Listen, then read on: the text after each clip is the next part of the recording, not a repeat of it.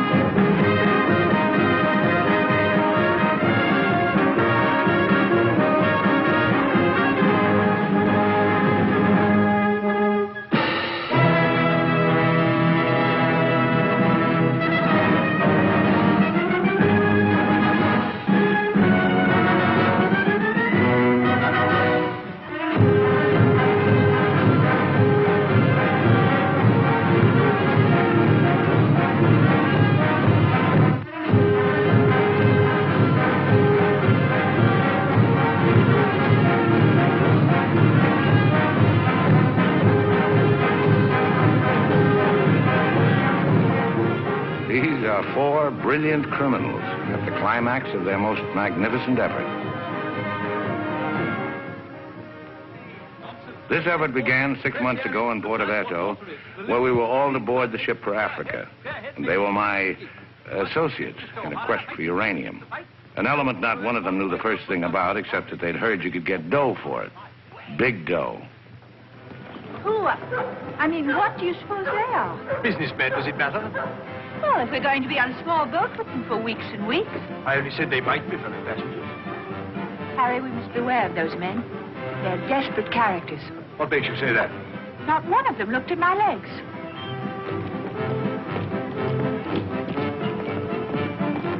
Good morning, Mrs. Janrother. Good morning, Billy Boy. Care to join us in a stroll?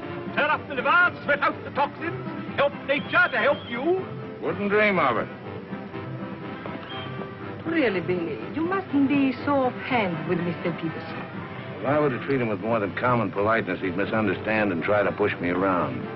Mr. Peterson is a bully. Billy, did you see this? That man in London has been killed. What man? Paul Van Meer, high-ranking official in the Colonial Office, was stabbed to death early this morning by an unknown assailant outside a club in Soho. This is the 3rd crime of violence to occur in that vicinity within the past month. What is it, Billy?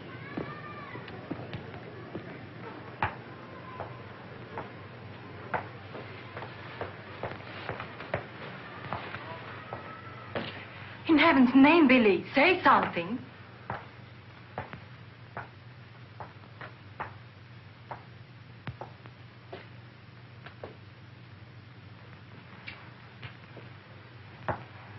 You understand, of course, that Peterson arranged this. It seems there's been a lot of violence around there lately. I don't pretend to be a fool. But look, Billy, this happened early Tuesday morning. We'd all left London well before that. What about Jack Ross? What about the galloping major? But I thought he only stayed behind to get that phone call from Mombasa. If it came through, he'll be here this morning.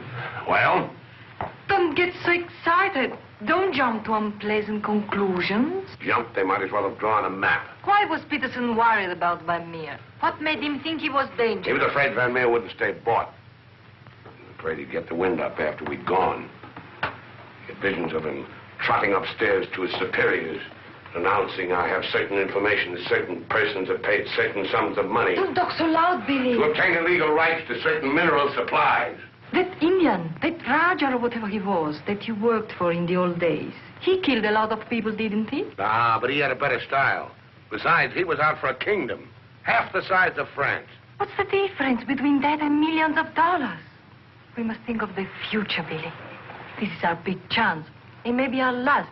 Except for Mr. Peterson, we couldn't even pay last night's hotel bill. Where are you going? Have a cafe, drink a lot of Pernod, and listen to the band. You won't make a fuss, will you? It doesn't do to make a fuss. You have to think of the main objective. Naturally, it doesn't do to be fussy.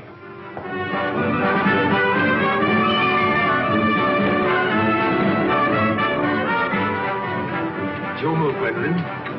Gracias.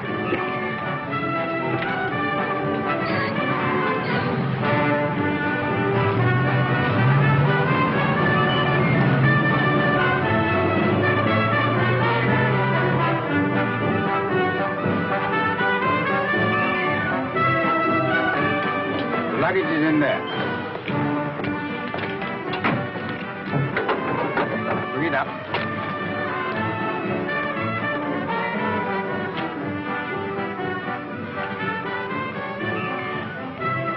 Harry, look, the desperados.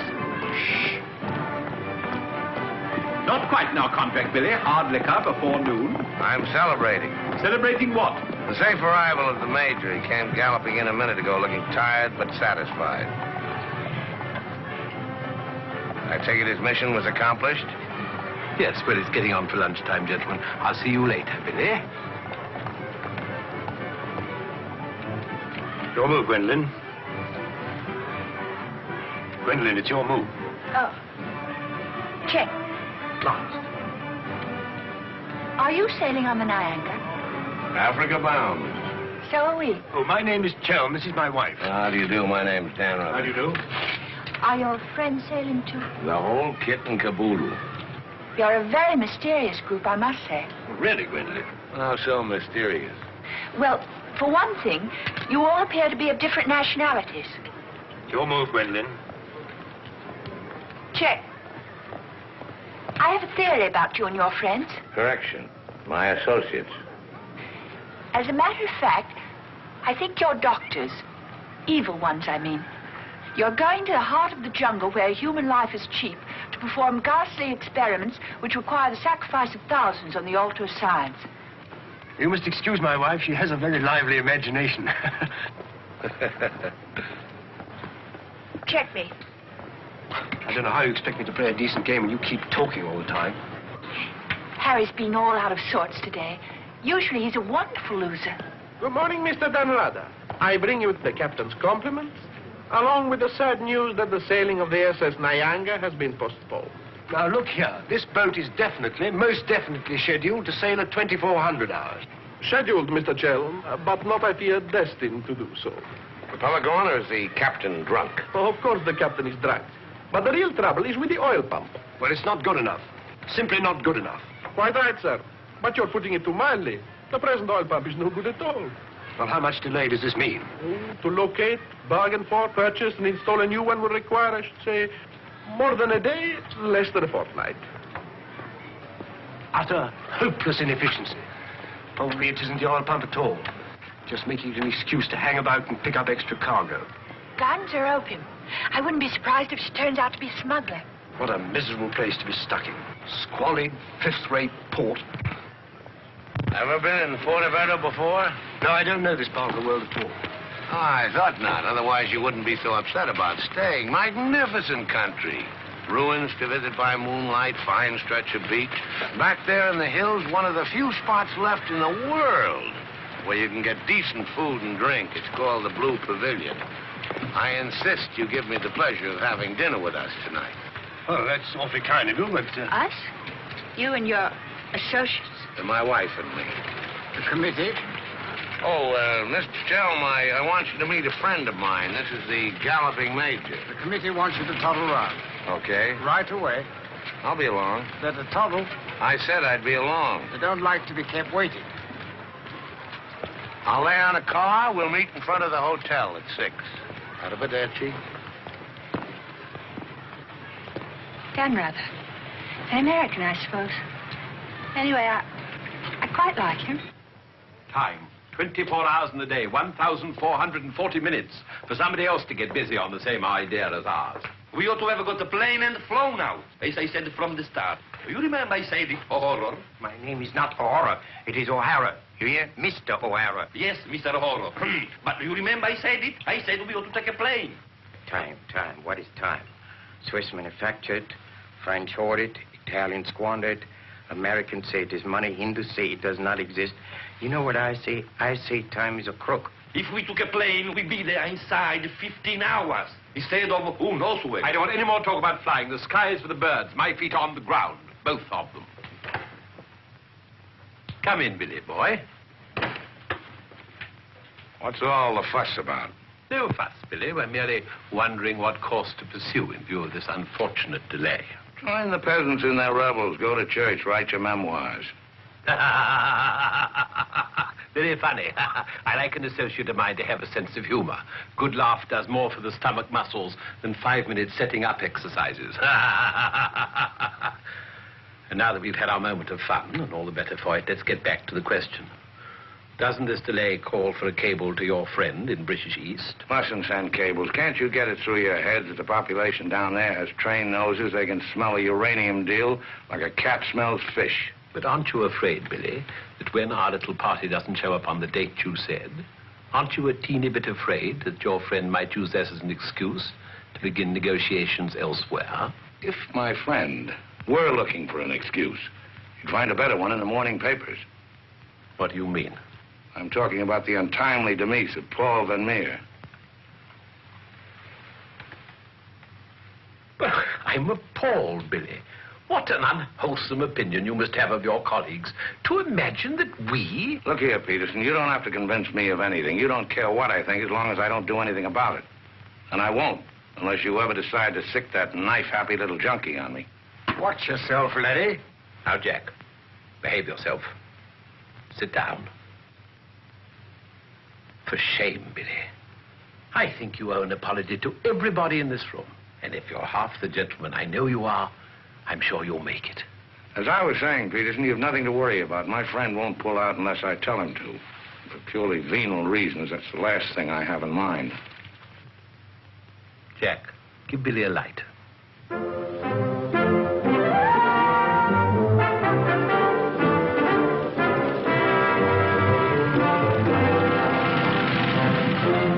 What a wonderful car. It looks as if it had won the Grand Prix d'Elegance many years ago. Oh, it did. It was built for Oraposo. You know, the bullfighter. He had it made this way so he could stand up and take bows. He only got one ride in it, bequeathed it to me on his deathbed. Well, here's to Oraposo. I hope you like champagne. You mean it's yours? Well, I gave it to my former chauffeur, the fat bandit in the front seat. Harry, look at that wonderful villa. Well, that was Bertie Crampton's. Oh, you mean Lord Crampton, in Gloucestershire. His family acres marched hand in hand with ours. Gloucestershire, the cathedral towns, trout fishing, garden parties. What a beautiful life. You know England well? Emotionally, I am English. I serve tea every afternoon with crumpets, and I've always kept up my subscription to Country Life and to Tesla. Trouble with England, it's all pomp and no circumstance. You're very wise to get out of it. Escape while you can. Well, I'd hardly describe myself as escaping. Simply so happened that a relative of mine, first cousin actually, who died recently, happened to be the owner of a coffee plantation. Africa's the place now. You talk about the diamond boys, the gold boys. They just skimmed a little off the top. The potential mineral wealth of Africa's hardly been scratched. Now, there is a villa. Big. Well, that's the Villa Capriccio, famed in song and story, a 3-star attraction in Baedeker. Well, whose is it? Well, the bank's on it now. It used to be mine. Yours? Yes, I brought old Charles over from Fouquet's. You know, the old Fouquet's, to run it for me. Then when I decided to pull up stakes, I bought him this restaurant we're going to. Least I could do to show my appreciation. Well, here we are. Charles! Charles! Wait here a minute while I rout old Charles out. He doesn't even know we're in this neck of the woods. Charles! Charles! He must think we're extraordinarily naive. Knew all those people. Owned that vast villa. Bought this place because he liked the fellow's cooking. What utter balderdash. Oh, perhaps he did. I beg leave to doubt it. Did you notice his wife? She seemed to be rather a sensitive little woman. Really embarrassed by all that rot. I am sorry, signore. As you see, we are closed. We do not open for another 2 months. Charles, what the devil's going on here? This place is falling to rack and ruin. Place is closed. We shall have to dine in the hotel after all. Monsieur Dan. Monsieur Dan. Madame, Why did you not let me know you were coming? You did not say you were with Monsieur Dame. Nothing is close to Monsieur Dame. Good to see you again, Charles. It's been too long, Monsieur Dame. Not since the night you left the villa. Remember your farewell party. I've tried ever since to forget it. Remember how in the morning we escorted you to the train with violins playing, and everybody cried, like when a king you love very much leaves his country. Aren't you dressed yet? Do I appear to be dressed? Do dress, do hurry. It's the most wonderful day. And Billy wants us to drive out and see his villa. His former villa. Obviously, I can't go. I've got a chill on my liver. What a miserable place to be ill. And you forgot to pack my hot water bottle. You packed it. Gwendolyn, I distinctly remember. Hello. Oh, hello. No, I'm afraid we can't. Harry has this wretched chill. Give me the telephone. Chelm here. Yes. Quite. Absolutely. A hot water bottle. That's very, very good of you, old boy. Look here, Dan Rather, would you mind very much if my wife went alone? She enjoys this sightseeing sort of stuff, you know. Splendid. Splendid. I'll send her along. You know, Gwendolyn, nowadays, one simply cannot afford to dismiss people just because they're not one's sort. One has to try and bridge the gulf. After all, it's a new world we're going into. One's got to take it as one finds it. Face it. Use it. Master it.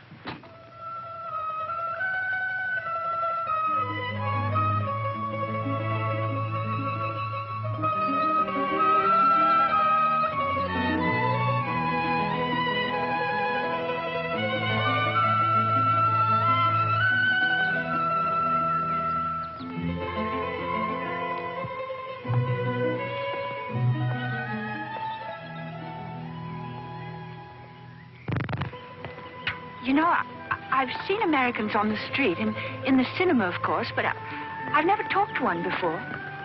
Are you a typical American? I think it's important that I should know. Why important? There are two good reasons for falling in love. One is that the object of your affections is unlike anyone else. A rare spirit, such as Lord Byron. The other is that he's like everybody else, only superior. Harry, for instance, is the very best of a type. Well, as you must know, I'm a typical rare spirit. How long did you live here? Oh, the longest I've ever lived anywhere is 2 years. Well, when you were a child. Didn't you ever have a mother and a father? And a house and a street and a town? No, I was an orphan until I was 20, and then a rich and beautiful lady adopted me. You know, I've changed my mind about your being an evil doctor. You're off to keep a rendezvous someplace in Africa sacred to the tribesmen. You're going to found a new empire and make yourself master of the riches of the world. But you need a beautiful blonde queen to impress the natives as the incarnation of the Queen of Sheba. That's why you're making a pass at me. Am I? Of course. I don't generally go sightseeing with strange men. You don't believe that, do you? Well, I believe anything you say. Do you? Well, you shouldn't, you know. You really shouldn't. Mr. Chelm? Yes? It's I, Mrs. Dalrother, Maria. Oh, come in. Tea for two and two for tea? Now, that's most awfully kind. You shouldn't have troubled, really. Billy told me you had a chill. Bit of one on the liver. 2 tassel. Milk, of course. Of course. I feel I should like somehow to do him a good turn of some kind. You do?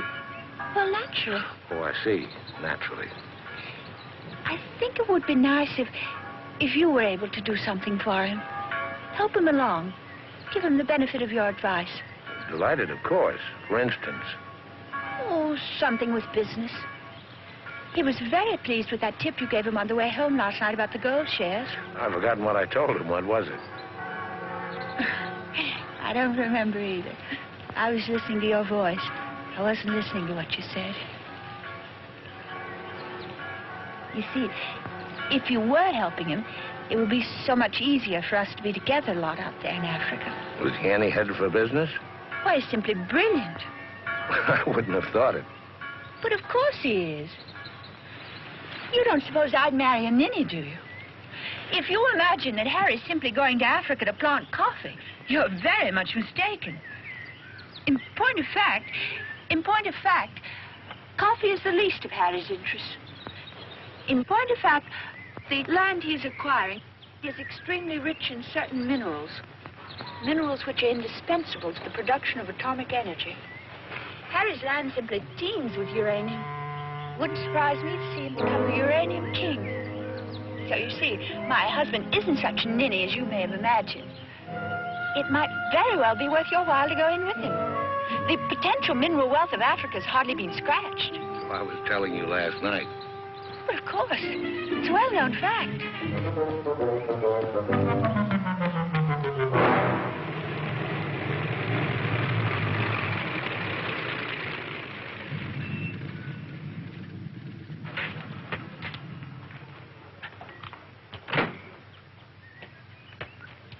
Billy boy. Had a happy day? Very. I'm so glad. What an attractive woman Mrs. Chelm is. Is that what you called me over to tell me? Who are the Chelms? They're English, going out to British East. They have a coffee plantation. Any money in coffee? No, but there's a type of Englishman goes off to coffee plantations without caring whether there's any money in it or not.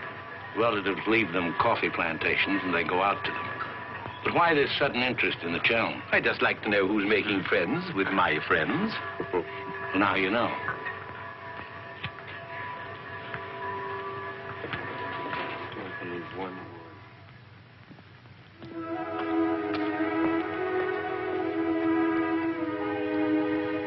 You know, if I ever leave you, it'll be for someone of the type of Harry Chelm. Well, bully for you. I suppose that type of Englishman is like a story I once heard. An English gardener in England was showing some Americans one of those wonderful English lawns. And of course, they wanted to know how to make a lawn like that. And this English gardener said... He said all you have to do is get some good grass and roll it every day for 600 years. I heard that story before you were born. Englishmen tell it when they're feeling down in the mouth. Just don't understand the Chelm type. You're not even listening. You never do. Someday I'll say goodbye and you won't hear that either. One day I shall really meet my type and run off with him. And you'll be simply amazed. That's possible. George Moore said, I learned it by heart years ago.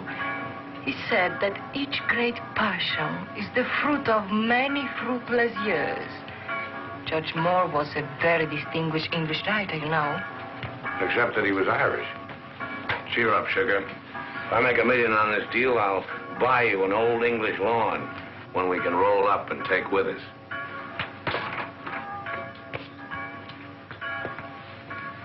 Billy, good morning. What's our wide-eyed Irish leprechaun doing outside my door? Why do you always make jokes about my name, huh? In Chile, the name of O'Hara is a tip-top name. Many Germans in Chile have become to be called O'Hara. Good morning, Mr. O'Hara. Madame, my respects. Perhaps Mr. O'Hara would like something to drink? Yes, maybe perhaps a little whiskey, huh? Very weak, please. What's this visit in honor of? Oh, just wanted to have a little talk with you. Okay, but make it fast. Fast? I give you my word, Billy. I give you my word. I feel to you like an older brother. Oh, it's not so much the difference of age. It's probably, yes, the reason is because I come from a culture which is so much older than yours in my country. A child 6 years old is older in his heart than you'll be at 60. It smokes, it drinks, it philosophizes. At this rate, I'll be 60 before you get to the point. The point is that Peterson, Ravel, and myself, we are the principals in this case. We are in with the money.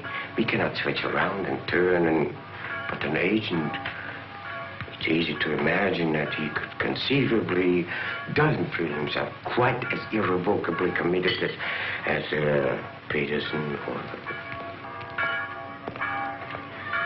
We're fellow passengers, I believe. Not quite yet, would you say? Too sadly true. By any chance, you don't happen to have seen your Mr. Danrother about? I don't think Billy's up yet. Not 11. He's rather a late riser. But he said it... Well, anyway. I shouldn't put too much stock on what Billy says, particularly when he's had a few drinks. It's not that he means to break his word, he just forgets that he's given it. Charm and dependability so seldom go in one package. There are exceptions, of course. Your husband, I imagine, from his manner and behavior, is one. Oh, yes, very. Well, quite, I mean. I'm so looking forward to meeting your husband and having a chat about Africa. By all means. I understand he's in coffee? You make it sound like a total immersion. Part of Africa we're going, though, is due for some pretty important changes. In my opinion, things will be booming out there before you can say Jack Robinson. I do hope there won't be too many changes. It's completely unspoiled, I hear, with some of the loveliest scenery in the world. I can't imagine anything more lovely in the way of scenery than to have a few acres of gold and diamonds cropping up on a piece of land I bought for a song. Heaven forbid. Next thing there'd be big, ugly holes everywhere and great, horrid machines instead of lovely scenery. Anyway, I don't think my husband worries much about money and business, that sort of thing. Really? I mean, to appreciate my husband's point of view, one has to understand his background. Those lawns, hundreds of years in the making. Those immemorial elms. Those walls hung with family portraits. Generations of them. Those great echoing galleries where so much of English history is being made. Taxes must be terrific on a place like that. What would people like the Chelms care about taxes with their kind of money? I mean, when a family's been a power in the city of London for so long, one of the great financial families. Power in the city? You mean... Oh, yes, of course, one of those Chelms. I'm surprised you know about them at all. Very few people do. They prefer to work behind the scenes. I find it rather hard to believe that a man in your husband's position would go to Africa just for the coffee planting. You're very quick, aren't you? In point of fact, he isn't. In point of fact, he has a very special reason. So I suspected. It has to do with sin. Sin? Since the war, my husband has been almost exclusively concerned with spiritual values. He feels that if he can get away there, in the heart of Africa, he will come face to face with essentials. He wants to work out the problem of sin. Sin? Why, yes, of course. Isn't that what we're all most concerned with? Sin? Gwendolyn, what are you doing here? I thought we were supposed to meet on the beach. Harry, I want you to meet Mr... My name is Peterson. Been having the most delightful talk to your wife. She tells me you're interested in spiritual values. I myself am vastly Harry, concerned. we'd really better be going. You'll excuse us, Mr. Peterson? What have you been telling that man? Why, nothing, Harry. He got onto the subject of religion, and I just happened to mention that we usually go to church on Sunday. Billy, I think it is high time you take stock of yourself. Can you truthfully say about yourself, I, Billy Danrother, have acted fairly and squarely to my associates, huh? But of course he can, Mr. O'Hara. Everybody knows Billy's the soul of honor. Shut up, sugar. Perhaps he's the soul of honor, and perhaps appearances are deceiving. You mind telling me what it is I'm supposed to have done? Nothing. It's your conduct. Your conduct doesn't... Your conduct does not inspire confidence, and confidence really is the most important necessity in an undertaking of our kind. One may be completely innocent, but if one's actions invite suspicion, one might as well be guilty. To be trustworthy is not more important than to seem to be trustworthy. Billy, have you done something you shouldn't have? Tell me, Billy. Tell me the truth. My conduct. Who do they think I am, their hired man? But you are, you know. You are the hired man. How good and kind of you to remind me. How good, how true, how kind.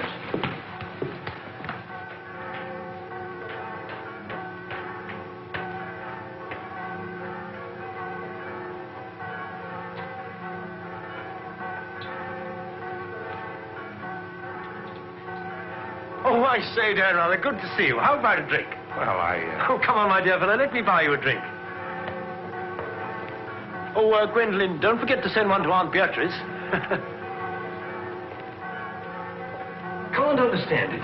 Gwendolyn distinctly said she'd join me on the beach. Then I come back and find her sitting there in that cafe. Extraordinary creatures, women. Well, let's drink to them. Pano. Scotch. Come on, you tiny little wreck, have a drink. We're drinking to women.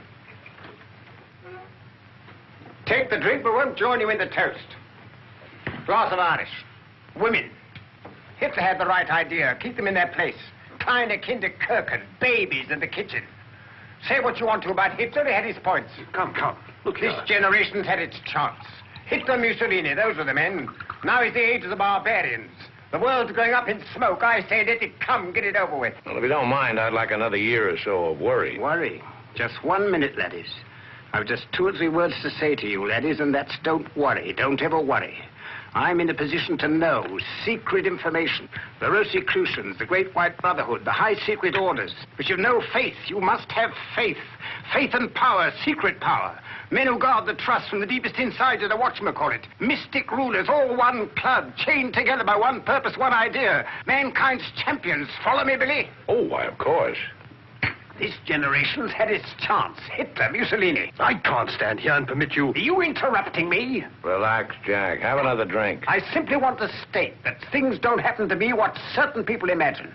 An officer may find himself strapped for money, and he may undertake certain things which in other circumstances, no, absolutely no. Absolutely. Absolutely no. In the old days, I should have simply told people of your ilk to buy their own drinks. Poor old Jack. I'll teach you. I'll teach you to insult an ex-officer of the Indian Army. Well, are you yellow? The bar. You're Major Ross? Right. Ross here. Right. Right again. Come along, the committee. Saved by the bell. I've never heard such rot in my life. Sin. Oh, sin.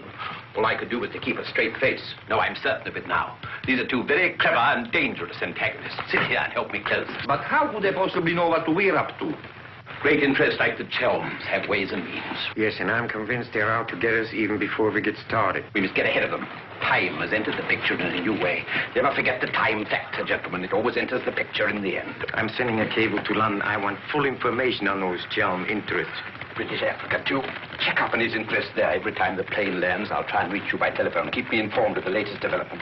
Dan Reuter, that lying, swinish, rum-swilling double-crosser. What pleasure it would give. No, you can't at the moment. We need him right now. We need that swinish, lying double. Did I hear my name? Rub-a-dub-dub. 3 men in a tub. Tub? Oh. Been a change of plan, Billy boy. You and I leaving for Africa. How's that? You and I are flying to Africa by the next plane. Oh, what's happened, Peters? Must be something important to get you on a plane. Perfectly simple, Billy boy. The trouble with the oil pump and the general uncertainty about when the Nyanga will sail forces me to sacrifice my personal comfort. I prefer to fly rather than run the risk of arriving too late. Well, there's also such a thing as arriving too early. What do you mean by that? Well, the land doesn't come up for auction for a couple of weeks. My friend can't make his move until then. If we sit around British East all that time, somebody's going to start wondering who we are and ask questions.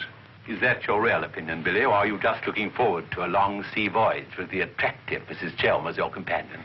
Or perhaps you have even other reasons. Such as? That's for you to know and for us to find out. You'd better get your packing done.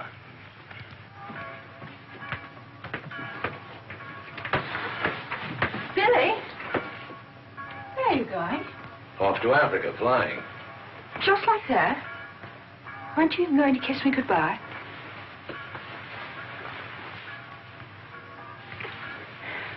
I wish. Don't say it. What? That you wish we'd never met. You'll be coming on the boat, and in Africa we'll get together and... I think I hate you. Letting those revolting men order you about. Don't deny it, I've watched them. They treat you like a servant. They say, hop it, and off you hop. I know what it is. They have a hold on you. Some black secret that could ruin you. What makes you think that? No, it happens all the time. My old Spanish nurse told me that half the people in the world would be ruined at once if everyone told what they knew. But couldn't you let them done away with? I mean, you must know plenty of people who could bump them off. It probably cost a good deal, but it'd be worth it, certainly. Well, it's not impossible, except that afterwards I wouldn't have any money. This way I stand to make a lot. Millions? Maybe. Then perhaps your connection with those men isn't quite so undignified as I thought. Those millions, would they be pounds or dollars? Well, either way suits me. No, that's very careless of you. The state of the pound is so uncertain. You must think in terms of hard currency. Maybe I should hire you to handle my affairs. You could do worse. I'm awfully intelligent, really. Come along, Billy boy. The car's waiting.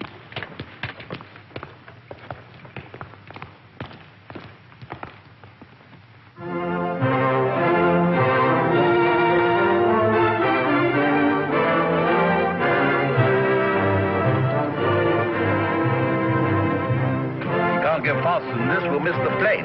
Press on! Press on!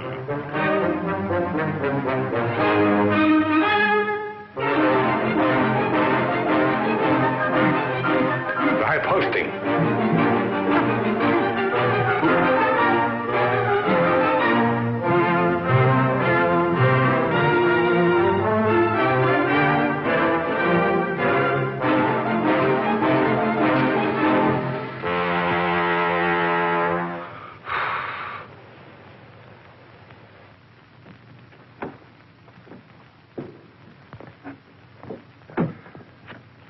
Bisogna spingere. Push, push.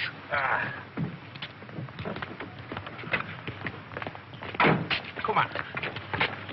1, 2,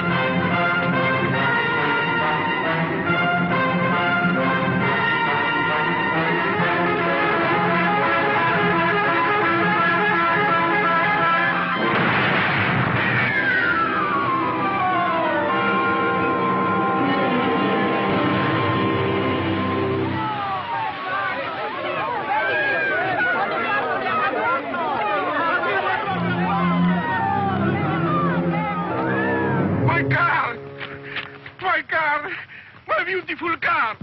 You did that on purpose. What? You planned it that way. I know what you're up to. I know everything. I know about the uranium on the Chelm's land, the Chelm interest in the City of London. The what? You heard me, the Chelm interest. I take it your information comes from a reliable source. It does, from Mrs. Chelm herself, in fact. Ah, magnificent. Simply magnificent. You must pay me back for the loss of my beautiful car. If you weren't a benighted jackass, if you could see as far as you could spit, you'd know there's no such thing as a Chelm interest. You'll have to do better than that, Mr. Dan Ruther. Very much better than that. Don't believe me. Check with London. If you find out he's anything more than a down-at-heel Gloucestershire squire, you can have my services for nothing. You mean Mrs. Chelm is an unqualified liar? Well, let's say she uses her imagination rather than her memory.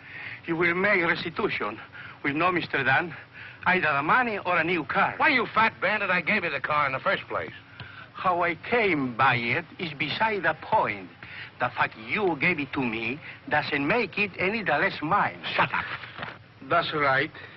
Threaten me. It is not enough that you destroy my beautiful car. Now you... my beautiful car!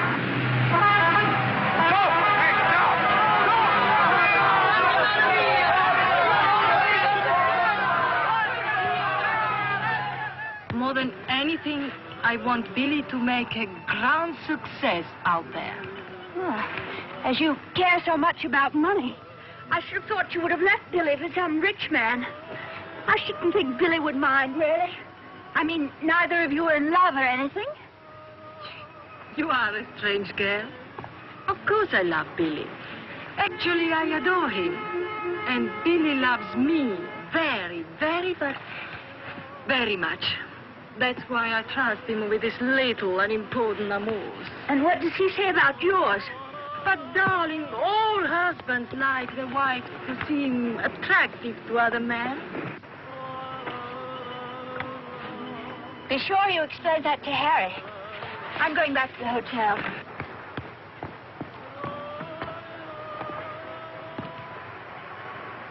Mrs. Stanrother, Maria, I'm afraid, I have some shocking news for you. The boat is not going at all? There's been a terrible accident. Your husband's car drove over a cliff. The people on the bus saw it fall into the sea. It seems almost certain that... What is it? What are you trying to say? He's saying that Billy is dead. It's become necessary to redistribute the stock in our company. Stock. What good is the stock now? We can't deal with the Radar's friends. Not without Radar.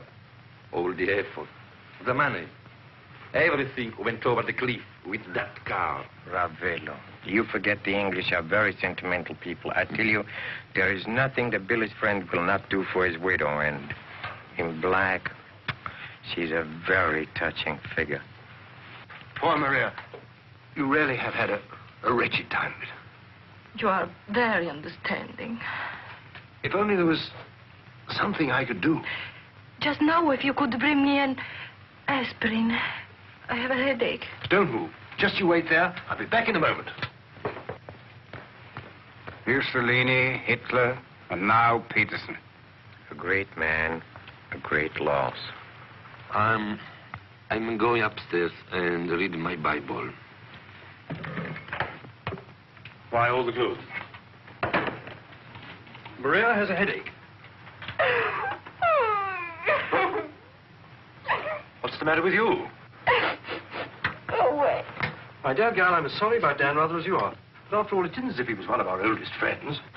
I was in love with him. He was a very pleasant acquaintance. What did you say? I was in love with him. Really, darling, have you no control over your romantic fantasies? I loved it. Can't you hear me? I love you. Oh, rot. You're just dramatizing again. By George, you were right, after all. I did pay it. Oh, what shall I do? I feel so I would drown him. He's dead. He's dead, and I'm left in a fool like you. I tell you what to do. Have a bit of shut-eye. You wake up in an hour feeling your real self again, and there'll be no more silly stories about falling for a middle-aged roustabout. So? Oh, please go away. I'll just take these to Maria.